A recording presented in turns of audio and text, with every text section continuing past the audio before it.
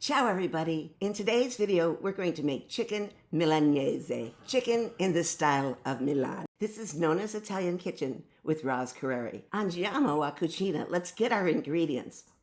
First of all, you want to have 2 to 4 thick chicken breasts that are skinless and boneless. And you're going to pound these thin. You'll also need paprika. You'll need heavy cream, Dijon mustard, onion salt, and garlic salt. You're going to also need freshly minced Italian parsley, plus 2 beautiful jumbo eggs, and 1 cup of freshly grated Parmigiano.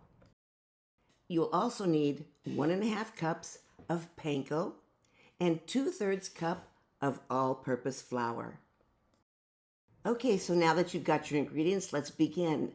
Within some cling wrap or saran wrap, and you don't even have to use this if you don't want to, but you want to take each chicken breast and pound it thin. All right, that's the reason why you buy thick chicken breasts. All right, so you can either do this within the saran wrap, the cling wrap, whatever brand that you buy, or as you'll see, you can pound it outside of the cling wrap. And one thing that you want to remember is not to use the side of the mallet with the sharp edges. You want to use the flat side. So you just flatten and don't tenderize the chicken breasts. Okay, so there you go. I only have 2 chicken breasts here for my husband and I, and you want to lay them out along with your ingredients in shallow bowls. There's the egg mixture, here is the panko, and here is the flour. So you're going to begin and dip in a certain order. First of all, in the flour, add the onion salt and the paprika and give it a stir and mix it up.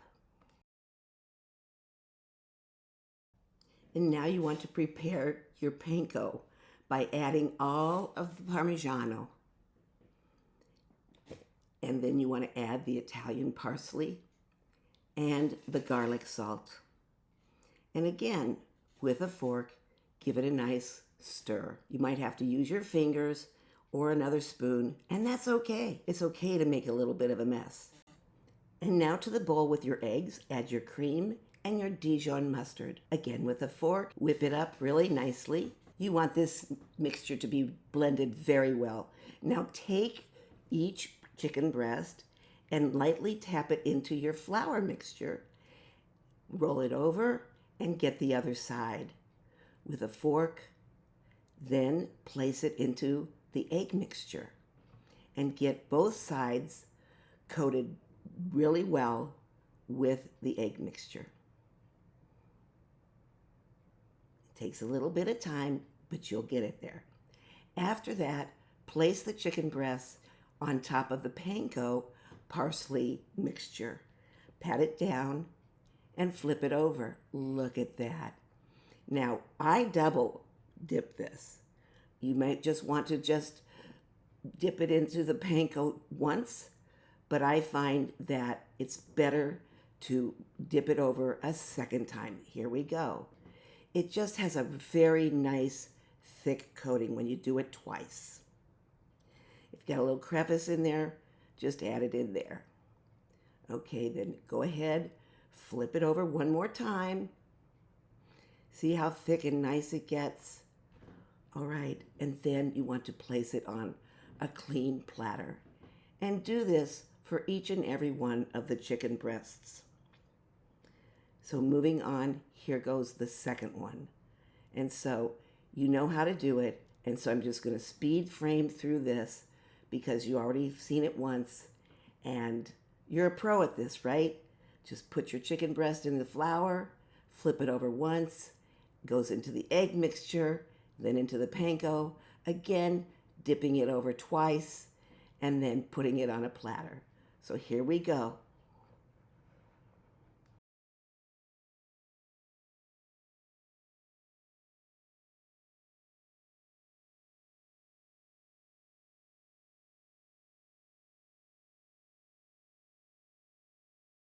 That was fast, wasn't it?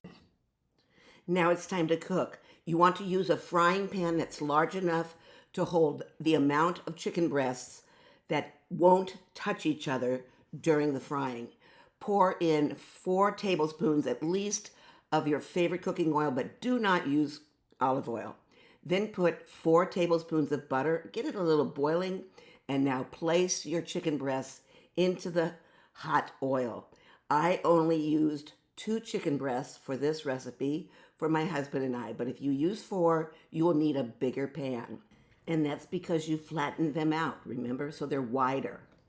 See, you don't want them touching each other. Fry the first side for 3 minutes and then flip it over. Check and see if it's golden brown. If it is, just like this, it's perfecto. Once you turn both sides over, you want to fry for maybe a minute and a half. You do not want these to get too dark of a brown. And look at that beautiful chicken Milanese. Serve it with risotto, and if possible, risotto alla Milanese, which has saffron in it. Now this looks a little bit boring, and remember, we eat with our eyes first. So you want to add something with a little bit of color, such as green peas or mixed vegetables, asparagus, broccoli, or in this case, freshly steamed green beans. Perfecto. And that's it. It's simple and delicious. Let me know in a comment what you think. I hope that you try this recipe. Buon Appetito. Thank you for joining me today. And remember, you can find more recipes on Nona's blog at La Bella Vita Cucina at the address on your screen. You'll also get a free e-cookbook for signing up for the newsletter. I hope that you like, subscribe, and hit that bell button. Until the next video, ciao ciao.